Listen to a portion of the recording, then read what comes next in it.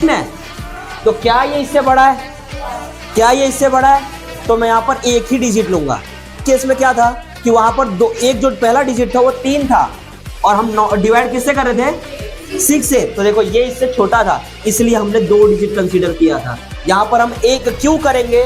क्योंकि ये जो है वो छोटा है कंपेयर टू जिसको मैं डिवाइड करने जा रहा हूँ उसकी बात है ना। तो क्या करूंगा मैं? 7 का टेबल तो काउंट कर ही सकता हूँ। 7 1 जा 7, क्या आया? 2।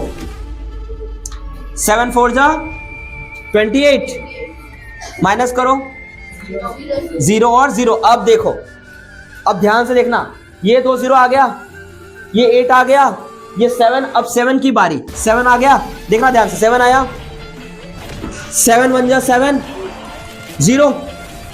अब यहां पर 0 बचा है, रिमाइंडर उसका 0 आ रहा है। अब ये 2 0 है, क्या ये दोनों 0 नीचे आएगा? नहीं आएगा। क्यों? क्योंकि यहां पर कोई नंबर ही नहीं है, तो ये 0 चुपचाप दोनों 0 कहां जाएगा? ऊपर जाएगा। इतना आया समझ में? अब ये 4 का नंबर, तो 4 का आएगा चुपचाप नीचे। क्या 7 के टेबल में 4 आता है? इल्ले नहीं आता है। तो नहीं आता तो मैं क्या करूंगा? ये 2 को भी रखूंगा यहीं पर। इसका मतलब दोनों साथ में उतर रहा है। अब अगर दोनों साथ में उतरेगा, इसके लिए 0 और लगाना पड़ेगा मेरा भाई। 2 संख्या साथ में उतरेगा तो एक 0 लगाना पड़ेगा।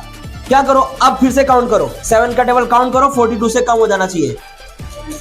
7 6 जा 42, 7 6 जा 42। यहां पर क्या आया? हमारा आंसर आया। अब आंसर आने के बाद क्या करना होता है? कैसे मैं चेक करूं राइट या रॉन्ग? तो जो हमने डिवाइड किया है वो और जो जिससे हमने डिवाइड किया है वो दोनों का मल्टीप्लाई करूंगा तो मुझे क्या आंसर मिलना चाहिए? ये वाला 98